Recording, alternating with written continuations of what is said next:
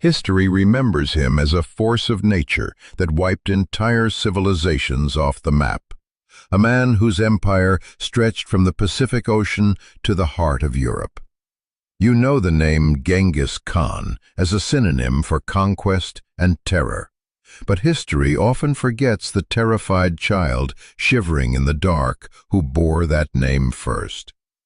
Before he was a ruler of millions, he was a boy named Temujin, hunting rats to survive, abandoned by his kin and hunted like an animal in his own home. The paradox is terrifyingly simple. How did a starving outcast who possessed nothing but the clothes on his back rise to shatter the world order? The answer lies not in his victories, but in the brutal traumas that carved out his humanity and replaced it with something far colder. To understand this transformation, we must unlock 4 doors that seal his past. Door number 1 is the blood clot, a prophecy written in the womb. Door number 2 is the winter of rats, where survival meant losing your soul. Door number 3 is the fratricide, the moment a brother became an enemy. And finally, door number 4 is the abduction.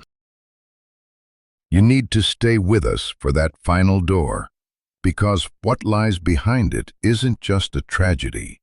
It is the precise psychological break that birthed the greatest war machine the world has ever seen. Imagine you are standing on the banks of the Onon River in the 12th century. The wind here doesn't just blow, it scours the eyes and hardens the skin, carrying 1,000 scents that mean either life or immediate death. In this unforgiving landscape, a child is born, clutching a clot of blood in his tiny fist the size of a knucklebone. The shaman calls it an omen, a sign that this child will grow into a great fighter. But the reality of his early life feels less like a legend and more like a curse. His father, a chieftain named Yesige, is poisoned by Tatar enemies during a journey home, leaving the family vulnerable. In the brutal calculus of the steppe, a chieftain's death doesn't mean mourning. It means a power vacuum. The Taichiud clan, former allies, decide that a widow and her young children are nothing but useless mouths to feed. They strip the camp, take the livestock, and leave Temujin's family behind to face the lethal Mongolian winter alone. This is where the boy dies, and the survivor is born. We are going to stop time here and look at what hunger does to a human mind. For years, the family exists on the razor's edge of starvation, digging for roots in the frozen riverbanks and snatching mice from the grass. In this desperation, the hierarchy of the family begins to fracture. Temujin's half-brother, Begter, begins to flex his authority, hoarding food and bullying the younger siblings. One afternoon, after Begter steals a lark and a fish that Temujin had caught, the tension snaps. This isn't a childish squabble. It is a battle for resources where the loser starves. Temujin and his younger brother Kasar approach Begter from 2 sides, silent as wolves. They knock their arrows. The release of the bowstring is a sound that ends Temujin's childhood forever. The arrow didn't just pierce flesh. It shattered the ancient law of the steppe that forbids shedding the blood of your own kin.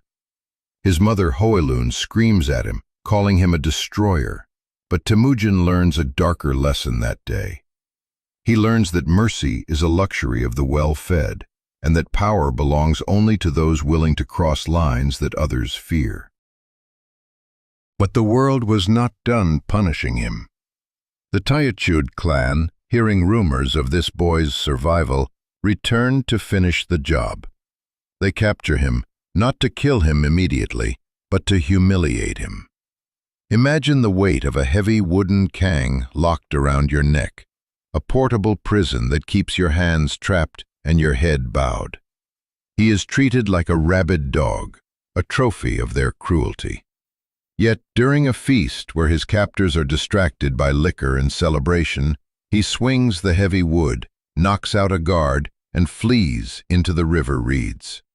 He submerges himself in the freezing water, breathing through the gap in the vegetation, waiting while horsemen hunt for him mere feet away. This escape proves something vital. He realizes he cannot survive alone. He needs a network. He begins to gather sworn friends, not based on the accident of birth, but on the choice of loyalty. He meets Borchu, a boy who helps him recover stolen horses and asks for no reward. He reunites with Jamuka, a childhood friend with whom he swears an oath of Anda, becoming blood brothers. He marries Borte, a woman from a respected tribe, finally securing a semblance of stability. But just as the foundation of his life seems to settle, the ground beneath him collapses. It is early morning, the light just beginning to bleed over the horizon. The camp is asleep, unaware that the ghosts of the past have ridden out of the darkness. The Merkit tribe, seeking vengeance for an abduction committed by Temujin's father years ago, descends upon them like a landslide. The soundscape is a chaotic mix of screaming horses and the dull thud of arrows hitting felt tents. In the panic, Temujin makes a split-second decision that critics still debate. He escapes to the sacred mountain to save his own life, but in the chaos, Borte is left behind. The Merkits capture her, dragging her away to the north. The humiliation is total. The boy who fought for survival has lost the only person who connected him to a future. But as he stands on the mountain, looking at the empty horizon, the despair turns into a cold, hard resolve. He realizes that playing by the rules of survival is no longer enough. He doesn't just want his wife back. He wants to burn the system that allowed her to be taken. The raid didn't break him. It gave him a target. And the war he is about to launch will not stop until the grass of the steppe is soaked in the blood of his enemies. What defines a monster? Is it the man who boils his enemies alive in 70 cauldrons, or the man who watches it happen and learns that fear is a currency more valuable than gold? You are about to witness the moment Temujin ceases to be a survivor and becomes a warlord. But to get there, he has to suffer 3 specific betrayals that would break a lesser man. To understand the forging of the great Khan, we must open 3 heavy iron doors. Door number 1 is the poisoned victory, where saving his wife comes with a stinging humiliation. Door number 2 is the boiling point, a horror show that redefines cruelty. And door number 3 is the muddy oath, the single most important moment in Mongol history that nobody talks about. Stay with us, because behind door number 3 lies the secret to how a ragged band of outcasts defeated the finest armies on earth. The first betrayal is biological. Temujin returns from the sacred mountain not with a plea for mercy, but with a demand for war. He leverages his father's old alliance with Togrul, the ruler of the Kirat, and his blood brotherhood with Jamuka to assemble a massive coalition. They descend on the Merkit camp like a thunderclap, arrows falling like blown thistles, shattering the enemy lines. Temujin finds Borte, his stolen wife, and they embrace in the chaos of victory. But the reunion is shadowed by a whisper that will haunt him for 40 years. Borte is pregnant. The timing is ambiguous enough that the child could belong to Temujin, or to the Merkit captor who enslaved her. In a society obsessed with bloodlines, this child is a living insult. Yet, in a move that stuns his contemporaries, Temujin names the boy Jotchi, meaning guest, and claims him as his own. He chooses loyalty to his wife over the pride of his lineage. But while he secures his family, he fractures his soul. The whisper of illegitimacy follows Jotchi like a ghost, a blade that his own brothers will one day use to cut the family apart. Now imagine you are sitting by a fire with your best friend. You have sworn an oath of Anda, promising to share one blanket and one soul. This is Temujin and Jamuka. For a year and a half, they ruled together, sleeping under the same stars. But a philosophical cancer is growing between them. Jamuka represents the old aristocracy, where power is a birthright. Temujin is building something dangerous, a meritocracy, where a shepherd can outrank a prince if he fights harder. The split happens on the road. Jamuka suggests they camp separately, one near the mountains for the herds, one near the river for the horses. It is a coded dismissal. Temujin breaks camp and leaves, and 41 influential men choose to follow him instead of the noble Jamuka. The friendship is dead. The war for the soul of the steppe has begun. This leads to the most horrific spectacle in 12th century warfare. The two former brothers meet at the Battle of Dalan Baljut. Temujin is outnumbered and outmaneuvered. He fights desperately, taking a wound, but his forces are crushed. Jamuka wins the day, but he loses the war in the aftermath. To punish those who dared to side with the upstart Temujin, Jamuka orders the captive leaders to be boiled alive in 70 cauldrons. The air fills with the screaming of dying men and the stench of cooked human flesh. It is a terror tactic designed to break the spirit of rebellion. Instead, it backfires. The cruelty is so absolute, so repulsive, that men who once respected Jamuka's pedigree now look at him with horror. They begin to defect to Temujin, not because he is winning, but because he offers a justice that doesn't involve being cooked like livestock. Temujin learns a vital lesson. Terror is useful, but only if it is calculated. Unchecked cruelty creates martyrs. Calculated justice creates armies.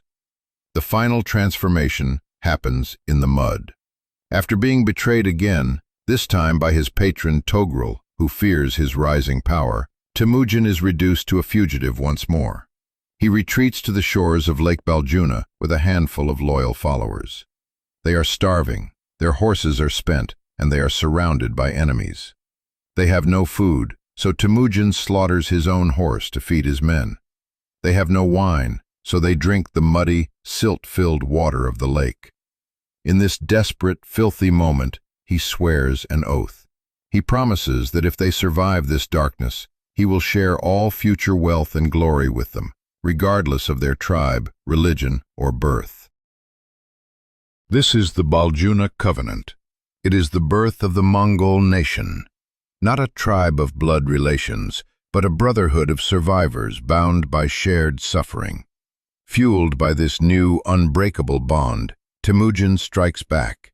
He uses deception, lighting extra fires at night to make his army look bigger, and feigning retreats to lure enemies into traps. He crushes Togrul's Karate, absorbing their people.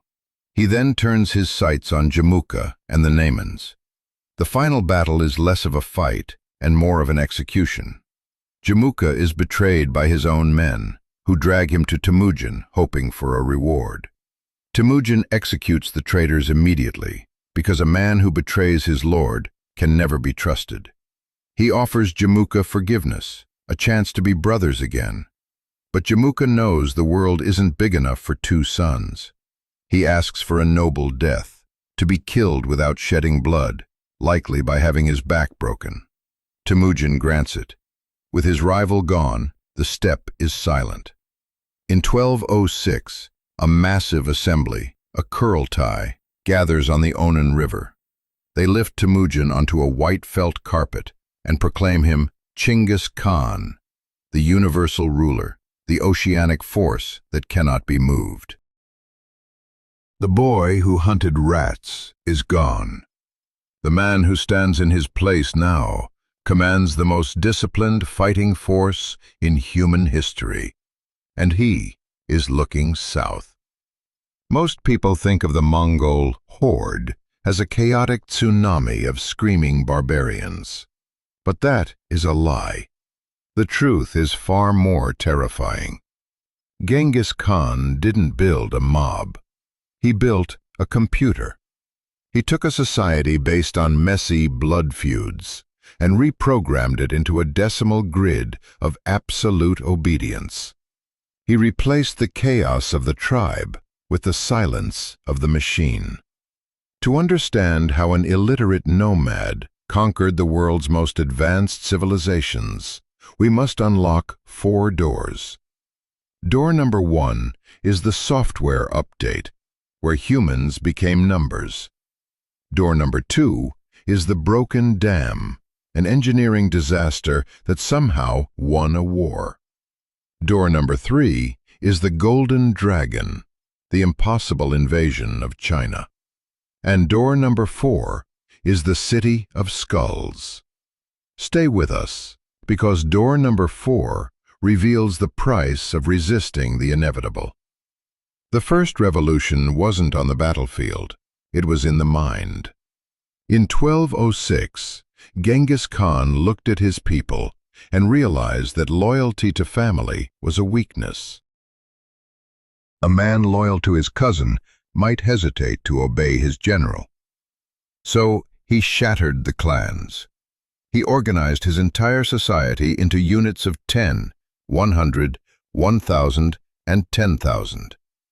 He mixed the tribes so thoroughly that cousins no longer rode beside cousins.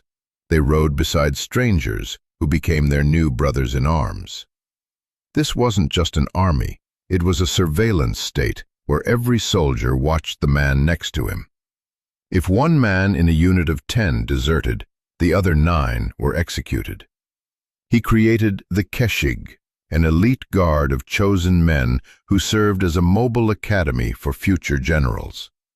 And he built the Yam, a neural network of relay stations that allowed orders to move faster than any enemy army could march, stitching the empire together with fresh horses and exhausted riders. But a machine needs a test, and the first target was the Western Xia, a kingdom of walls and rivers that guarded the gateway to the Silk Road. The Mongols were masters of the open plain, but they had no idea how to break a city. When they reached the capital of Zhongxing, they couldn't climb the walls, so they tried to drown them. Imagine you are a Mongol commander staring at the Yellow River. You order your men to build a massive dike to divert the water and flood the city. It is a feat of brute force engineering, but they lack the math. The pressure builds, the water rises, but instead of destroying the city, the dike breaks and floods the Mongol camp. It is a humiliating disaster, a moment where nature itself seems to laugh at their ambition. Yet the Western Xia are so terrified by a determination that would try to move a river that they surrender anyway. Genghis learns a crucial lesson. If you can't be a genius, be a nightmare. This victory is merely a warm-up for the main event, the Jin dynasty. This is the superpower of East Asia, a golden empire with millions of subjects, iron-clad cavalry, and the Great Wall. The math is laughable. The Jin have hundreds of thousands of soldiers. Genghis has perhaps 90,000. But the Jin make a fatal mistake. They trust their walls. In 1211, the Mongols approach the Great Wall, but they don't batter against the gates. They act like water, seeking the cracks. They find neglected tracks, bribe guides, and slip through the mountain passes like ghosts. Suddenly, they are inside.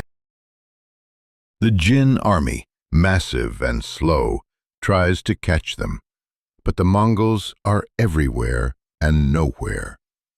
They use feigned retreats, drawing the heavy Jin cavalry into death boxes, where they are slaughtered by arrows that punch through armor like paper. The campaign isn't a war. It is a fox hunt, where the hunter becomes the prey. The climax of this horror is the siege of Zhengdu, the city that is now Beijing. In 1214, the Jin emperor flees south, leaving his capital to starve. The Mongols surround the city, and the silence of the siege begins. Inside the walls, the desperation is absolute.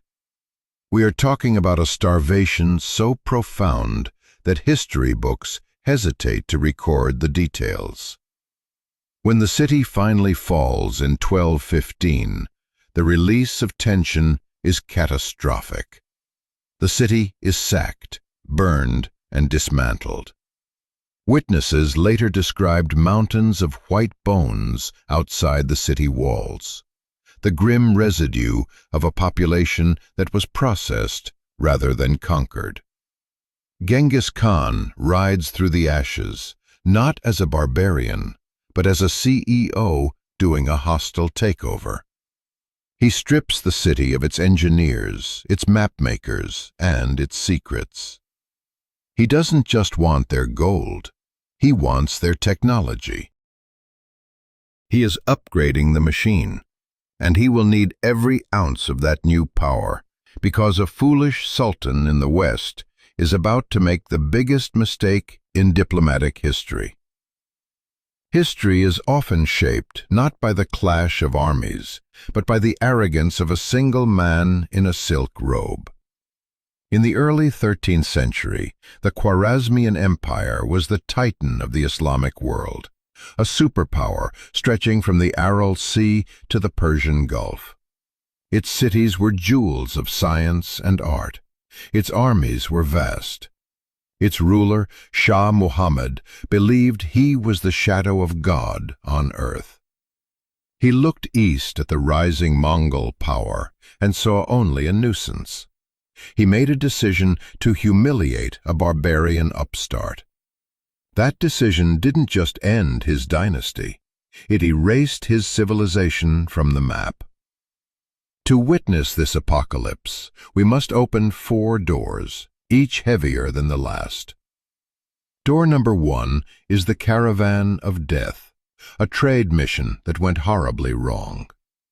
Door number 2 is the Shaved Beards, the diplomatic insult that doomed millions.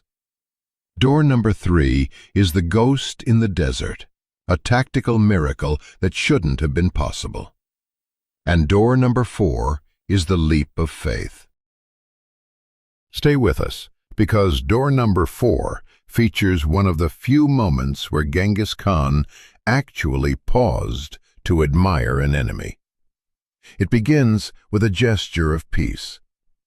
Genghis Khan did not want war with the West. He wanted trade. He sent a massive caravan of 450 merchants to the border city of Otrar, carrying furs, spices, and silver. But the governor of Otrar, a man named Inalchuk, saw only easy plunder.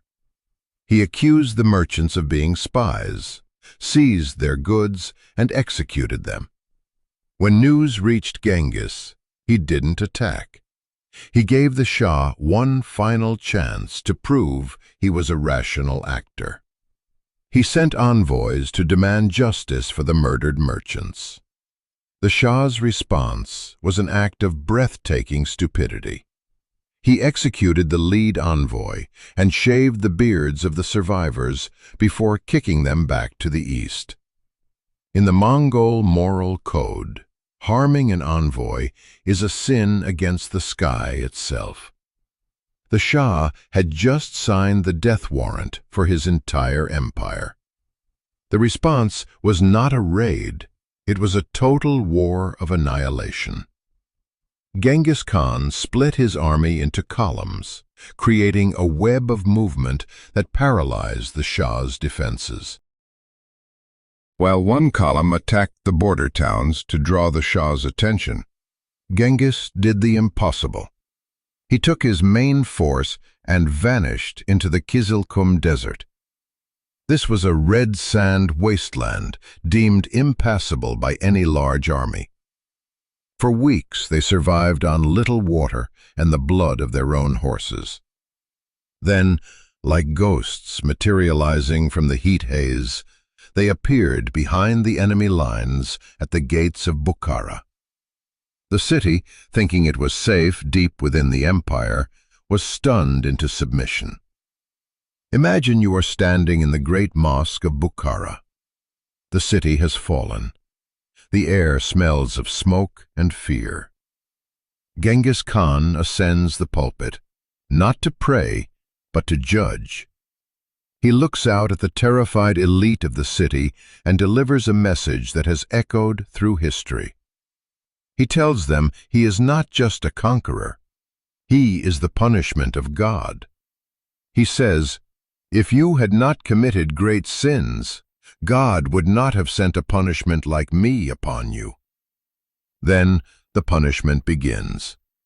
The city is systematically emptied. Artisans are enslaved, the rest are scattered, and the walls are leveled. It is a cold, industrial dismantling of a society. The rest of the campaign is a hunt. The Shah, the man who thought he was untouchable, spends his final days running like a frightened animal. He flees from city to city, always one step ahead of the Mongol riders, until he dies of exhaustion and pleurisy on a desolate island in the Caspian Sea, wearing rags. But his son, Jalal al-Din, is made of stronger stuff. He rallies the survivors and makes a final, desperate stand on the banks of the Indus River. Trapped between the Mongol horde and the raging water, he fights like a demon. When his army collapses, he doesn't surrender.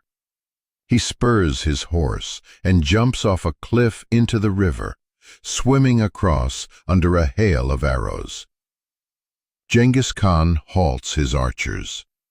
He watches the prince struggle against the current and turns to his sons.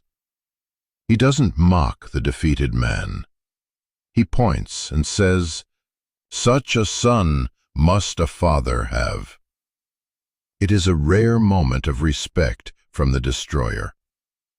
But respect doesn't stop the war. The Khwarezmian Empire is gone, and the Mongol war machine is now looking at a new horizon, the dark forests of Europe. Most people assume that when an emperor conquers a continent, he stops to build a palace. But the Mongol war machine had no brakes, only an accelerator. While the ruins of the Islamic world were still smoking, Genghis Khan unleashed two of his most terrifying dogs of war, Jebe and Subutai, on a reconnaissance mission that inadvertently became the greatest cavalry raid in human history. They didn't just scout. They carved a path of blood around the Caspian Sea, shattering nations that didn't even know they were at war. To understand the end of the Khan and the beginning of the myth, we must open four final doors. Door number 1 is the Ghost Army, a force that appeared from nowhere to terrify Europe. Door number 2 is the Feast of Bones, a battle that doomed Russia for centuries. Door number 3 is the Mortal Wound, the accident that brought a god to his knees. And door number 4 is the Invisible Tomb. Stay with us because door number 4 protects a secret that archaeologists are still hunting for today. Imagine you are a prince of the Rus in 1223, standing on the banks of the Kalka River. You are proud, clad in heavy iron, and surrounded by squabbling allies who cannot agree on a single command. Facing you is a strange army that has ridden thousands of miles, destroying the Georgians, the Alans, and the Cumans with a terrifying mix of bribery and butchery. The Mongols seem to be fleeing, riding away in panic. It looks like an easy kill. But this is the feigned retreat, the oldest trick on the steppe, and the Rus fall for it, hook, line, and sinker. The Rus lines break as they chase the fleeing ghosts, stretching out until they are disorganized and vulnerable. Then the trap snaps shut. Jebe and Subutai turn their horses around. The air turns black with arrows, and the heavy Rus cavalry is annihilated by a force that strikes like a cobra. The commanders don't just win. They make a gruesome example of the defeated princes on a hill, a warning to the West that a new predator has entered the food chain. But while his generals were rewriting the map of Europe, Genghis Khan was facing a betrayal closer to home. The Western Shia, the Tangut kingdom that had surrendered years ago, had refused to send troops for the Western campaign, and were now acting like they were free. For a man who built an empire on the sanctity of oaths, this was a crime worse than murder. He ordered his army to march east for a final act of punishment. But the Khan was no longer the young boy who could outrun the wind. He was an old man, worn down by decades of saddle sores and ice storms. During a hunt in the winter, disaster struck. His horse stumbled, and the ruler of the world was thrown to the frozen ground. Some say he broke bones. Others say he suffered internal injuries that never healed. It was a clumsy human accident for a man who seemed immortal. Yet even as his body failed, his rage did not. He refused to retreat. He ordered the siege of the Tangut capital to continue from his deathbed, demanding the complete destruction of the traitorous dynasty. The end did not come with a bang, but with a whisper.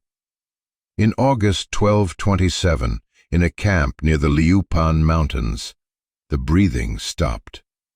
The Khan died not in a palace, but in a tent, surrounded by the smell of horses and the dust of the campaign. What followed was one of the most effective cover-ups in history. The Keshig Guard locked down the camp, suppressing the news to prevent the enemy from learning that the dragon was headless. As his funeral procession moved north toward the sacred Burkhan Khaldun mountain, the soldiers enacted a grim protocol.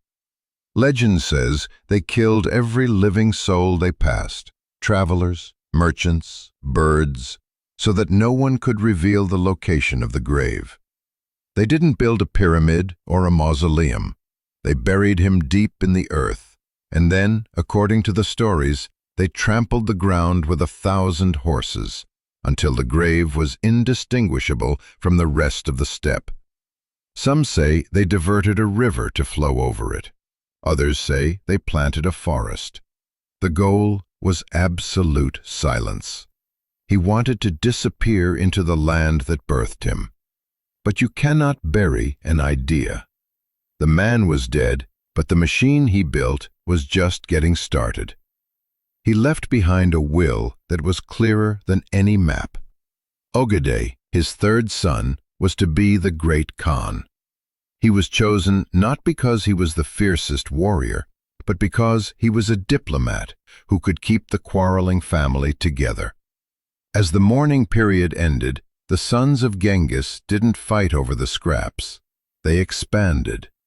They pushed into China, into Persia, and back into Russia. The empire transformed from a raiding party into a government. They built Karakorum, a permanent capital with markets, mosques, and churches. They established a tax system that valued consistency over plunder. And they expanded the Yam postal system until a letter could travel from the Pacific to the Mediterranean in mere weeks. Genghis Khan died believing he had conquered the world, but in reality, he had just laid the foundation. The true golden age and the true horror was yet to come. Most historians will tell you that the Mongol Empire was built on blood, but the terrifying truth is that it was sustained by alcohol and accounting. You are about to witness the moment the barbarian horde stopped burning cities and started building them, transforming into a global superpower that looked less like a tribe and more like a corporation. To understand how they almost conquered Europe by accident, we must unlock 4 doors. Door number 1 is the silver tree, a surreal piece of technology in the middle of the desert. Door number 2 is the accountant, a man who saved millions of lives with a spreadsheet. Door number 3 is the Bridge of Nightmares, a battle that broke the spine of knighthood. And door number 4 is the miracle of 1241. Stay with us, because door number 4 is the only reason you aren't speaking Mongolian today. Imagine you are a traveler in 1235, walking through the gates of Karakorum. You expect a camp of felt tents, but instead, you find a cosmopolitan metropolis rising from the steppe. The air smells of incense, roasted meat, and the sweat of 1,000 horses. In the center of the palace stands a mechanical wonder that defies belief, a massive tree made of solid silver.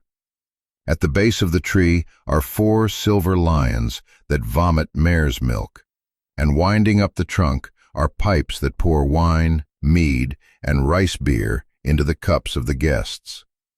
This isn't magic, it's engineering, crafted by a captured French artisan to amuse the new great Khan, Ogedei. Ogedei is not his father. He is a man who believes that a Khan who hoards wealth will find his friends scarce in winter. So he opens the storehouses and drowns his supporters in gifts and liquor. He is a functional alcoholic, running the largest empire on earth. But he is smart enough to listen to the one man who can keep the machine from crashing. Enter Yelu Chukai, the Khitan scholar who stands tall in a court of warriors. He whispers a radical idea into the Khan's ear. You can conquer the world on horseback, but you cannot rule it from there. He argues that instead of slaughtering the populations of North China, the Khan should tax them. He proposes a fixed levy on salt, grain, and cloth, turning the chaos of plunder into a steady river of predictable revenue. Ogedei listens.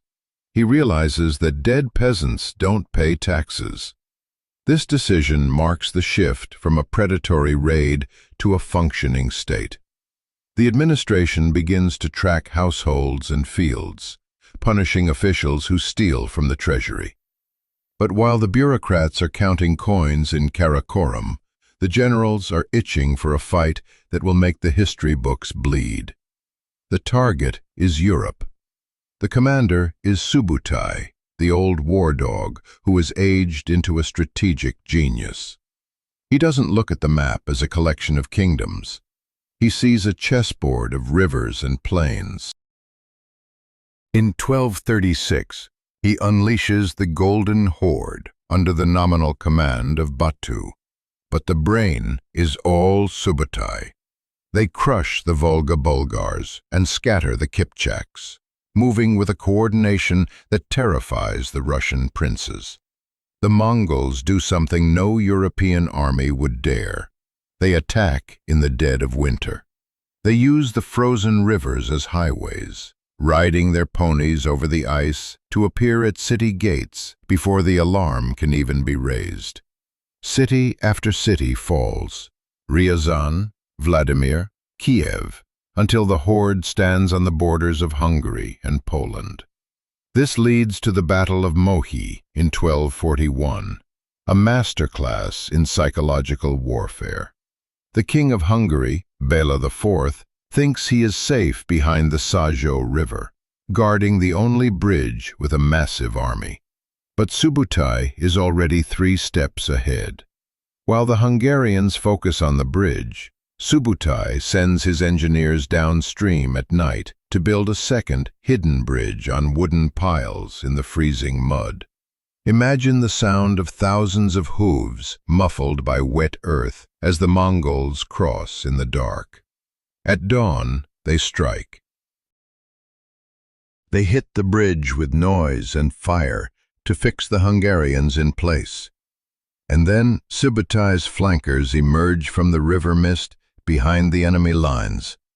The panic is total. The Hungarian army is not just defeated, it is herded into a swamp and slaughtered. The road to Vienna is open. There is no army left in Europe that can stop them. But just as the shadow is about to swallow the West, a single biological event saves Christendom. Back in Karakorum, after a winter of heavy drinking, the great Khan Ogedei collapses and dies. The law of the steppe is absolute. When the Khan dies, the princes must return to the homeland to choose a successor. It is the ultimate anticlimax. Subutai, who is planning the invasion of Austria and Germany, receives the order to withdraw. The Mongol army turns its horses around and rides east, leaving a traumatized Europe to wonder if they had just been visited by demons. The miracle of the House of Brandenburg was actually just a liver failure in Mongolia. The storm has passed, but it leaves behind a vacuum that will be filled by the most powerful and the most controversial ruler of them all, Kublai Khan. While the world trembled at the sound of hooves, the true power of the Mongol Empire had quietly shifted from the battlefield to the bedroom. You might think the death of a great Khan means chaos, but in the mid-13th century it meant the rise of the Khatuns, the queens who held the empire together while the men drank themselves to death. To understand how the Mongols went from conquering the world to breaking it, we must unlock 4 doors. Door number 1 is the Widow's Gambit, a political masterclass that changed the royal bloodline forever. Door number 2 is the River of Ink, the day the intellectual center of the world was erased. Door number 3 is the Star Observatory, where science survived the apocalypse. And door number 4 is the Spring of Goliath. Stay with us, because door number 4 reveals the exact moment the Mongol war machine finally met its match. The story of the 1240s isn't about armies, it is about mothers. After Ogedei's death, his widow Turigene took the reins, ruling as regent and manipulating the Kurultai to install her son Guyuk.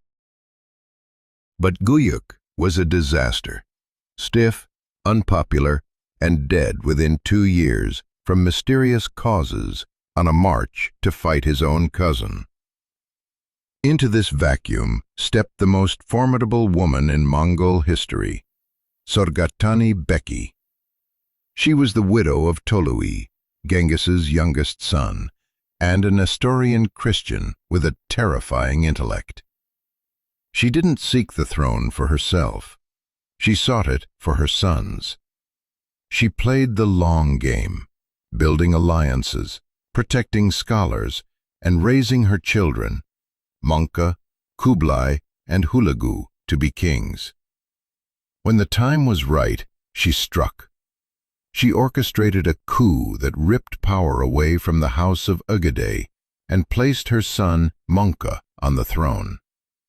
This wasn't a transition, it was a revolution. Mongka began his reign with a purge, executing the corrupt officials and generals who had grown fat on bribery, replacing them with men who feared his ledgers more than his sword.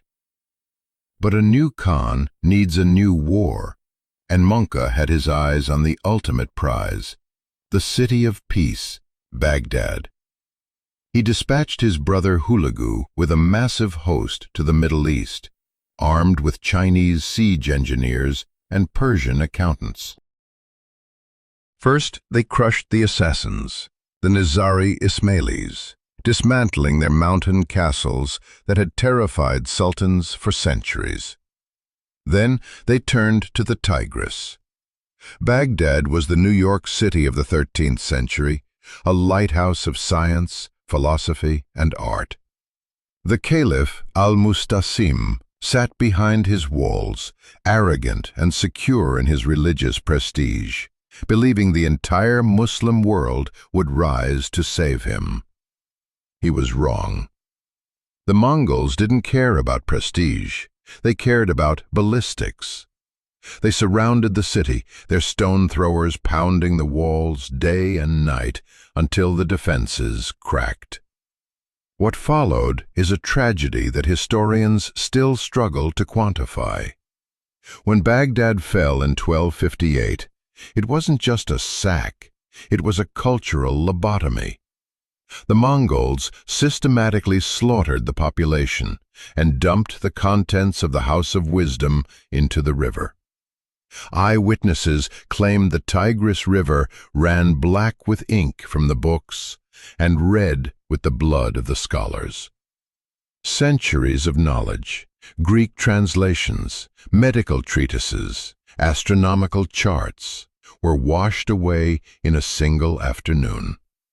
Yet in the middle of this slaughter, there is a strange twist of mercy. Hulagu saved the astronomers. He took the famous scholar Nasir al-Din al-Tusi and built him a massive observatory at Marageh, where Chinese star tables met Greek theory. The Mongols were paradoxes. They would burn a library to the ground, but save the man who could tell them when the next eclipse would happen. However, the destruction of the caliphate sent a shockwave that finally cracked the Mongol unity. To the north, Berke Khan of the Golden Horde had converted to Islam, and he looked at the smoking ruins of Baghdad with cold fury. He saw Hulagu not as a brother, but as a heretic who had murdered the faithful. While the Mongols turned on each other, a new enemy rose in the west, the Mamluks of Egypt. These were slave soldiers, hardened warriors who knew the steppe tactics because many of them were born on the steppe. In 1260, at a spring called Ain Jalut in Galilee, the Mamluks did the unthinkable. They used the Mongols' own weapon against them. They feigned a retreat, drawing the Mongol commander Kitbuka into a trap. When the trap snapped, the Mamluk heavy cavalry smashed the Mongol lines. Kitbuka fell, and for the first time in generations, the spell of Mongol invincibility was broken.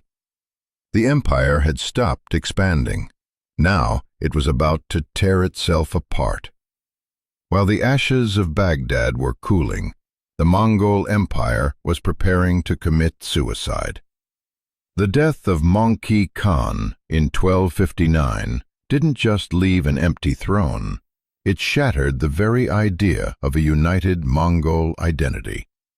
You are about to witness the moment the brothers who grew up sleeping under the same blanket turned their swords on each other, tearing the world's largest empire into 4 bleeding pieces. To understand the end of the saga, we must unlock 4 final doors. Door number 1 is the Civil War of Ghosts, where tradition fought innovation. Door number 2 is the Last Stand at Sea, the most dramatic naval battle you've never heard of. Door number 3 is the Divine Wind, the weather event that saved a nation. And door number 4 is the Black Road. Stay with us, because door number 4 reveals the invisible killer that hitched a ride on the Mongol peace to destroy half of Europe. The war for the soul of the empire wasn't fought against foreign kings. It was fought between two brothers with radically different visions. In one corner stood Arik Böke, the traditionalist who ruled from the old capital of Karakorum. He believed the Mongols should remain nomads, drinking mare's milk and living in felt tents, true to the laws of Genghis. In the other corner stood Kublai, the futurist. He saw that the future lay in the rich agricultural lands of China. He didn't want to just loot cities, he wanted to own them. The civil war was brutal and intimate. Kublai didn't win by being a better warrior. He won by being a better CEO. He controlled the supply lines from China, starving the old capital until Arik Böke had to surrender. Kublai imprisoned his brother, who died mysteriously soon after, and declared himself the Great Khan. But the victory was hollow. The Western Khans, the Golden Horde and the Ilkhanate, refused to recognize him. The United Empire was dead. In its place, Kublai built the Yuan dynasty, a superpower that merged Mongol military might with Chinese bureaucracy. But Kublai had one final enemy to crush, the Southern Song dynasty. This wasn't a raid. It was a decades-long grind against a civilization that knew how to fight on water. The climax came in 1279, at the Battle of Yamen. Imagine the scene. A massive Song fleet chained together in a defensive wall of wood and iron, floating off the coast. The Mongol commander, Zhang Hongfan, didn't just attack. He cut off their fresh water and used artillery to smash the floating fortress. As the battle turned into a slaughter, the Song Prime Minister, Lu Xiufu, realized all was lost. He picked up the 8-year-old child emperor, wrapped him in his arms, and walked to the edge of the boat. He jumped. The last dynasty of China vanished beneath the waves, and for the first time in history, all of China was ruled by a foreign conqueror. Kublai was now the master of the East, but his ambition was a drug he couldn't quit. He looked across the sea to Japan and demanded submission. When they refused, he launched 2 massive invasions. The first fleet was beaten back, but the second, in 1281, was the largest armada the world had ever seen. But nature has a way of humbling emperors. As the Mongols prepared to land, a massive typhoon, the kamikaze or divine wind, slammed into the fleet. Thousands of ships were smashed into kindling against the rocks. The samurai watched from the beaches as the ocean did their work for them. Kublai tried again in the jungles of Vietnam and Java, but his cavalry was useless in the mangrove swamps and the stifling heat. The limit of the Mongol expansion had finally been drawn, not by armies, but by geography itself. Yet, in this stabilized world, something remarkable happened. The Pax Mongolica. For the first time, a single legal and commercial system stretched from the Pacific to the Black Sea. The roads were so safe that a virgin carrying a sack of gold could travel from one end of the empire to the other without fear of molestation. A merchant could buy porcelain in China, pay with a letter of credit, and sell it in Persia within months. Ideas traveled as fast as goods. Gunpowder, paper money, and the compass flowed west. Astronomy, medicine, and mathematics flowed east. It was the first era of true globalization. But this hyper-connected world had a deadly flaw.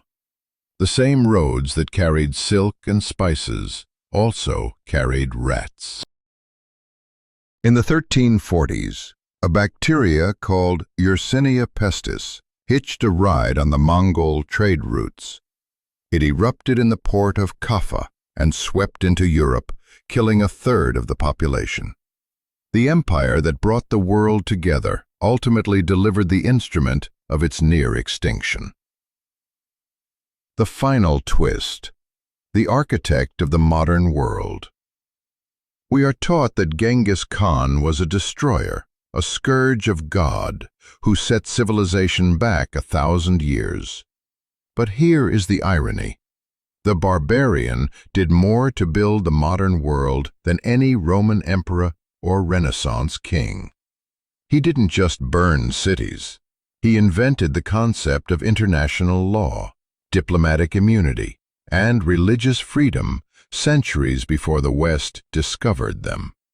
He proved that a meritocracy could destroy an aristocracy. He proved that connecting the world makes everyone richer, even if it eventually kills them. The contemporary mirror. Look at your phone. Look at the global supply chain that put it in your hand.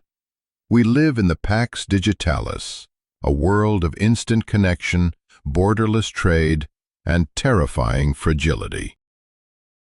Just like the Pax Mongolica, our interconnectedness is our greatest strength and our single point of failure. A virus in a wet market or a glitch in a server farm can now bring the entire system to its knees in days. We are not so different from the citizens of the 13th century, enjoying the spices of the East while the plague waits in the cargo hold. The binary question. So, looking back at the mountains of skulls and the trade routes that connected humanity, you have a choice to make about the nature of progress. Do you choose the wall, safety and isolation, poor but protected? Or do you choose the road, wealth in connection, rich but vulnerable to the chaos of the world? The high-stakes teaser. The Mongols broke the walls, and the world has been bleeding and trading ever since. But if you think the Mongols were the only ones to hack the source code of civilization, you are wrong. There is another empire, one built not on horses, but on gold and gods, that rose from the ashes of the plague to colonize the human soul. Subscribe now, or remain in the dark about the next architect of your reality.